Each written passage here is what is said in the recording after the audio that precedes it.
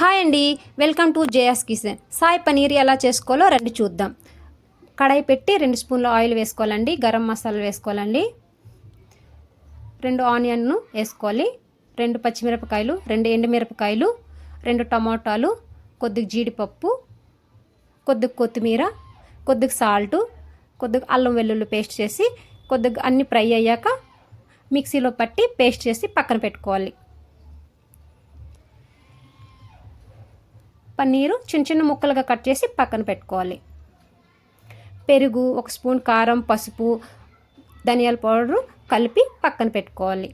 ఇప్పుడు కడాయిలో కొద్దిగా ఆయిల్ వేసి అల్లం వేసి మనం మిక్సీ పెట్టుకున్న పేస్టు, మనం పెరుగు పేస్టు కలిపి బాగా కొద్దిగా సాల్ట్ వేసి ఫ్రై అయ్యి చేసుకొని కొద్దిగా ఆయిల్ పైకి వచ్చేదాకా ఫ్రై చేసుకొని కొద్దిగా వాటర్ యాడ్ చేసుకొని పన్నీర్ ముక్కలు వేసుకొని 5 మినిట్స్ కుక్ చేసుకోవాలి. లాస్ట్లో కొద్దిగా కసూరి మెంతి, కొద్దిగా కొత్తిమీర వేసి మన పనీర్ రెసిపీ అయిపోయిందండి.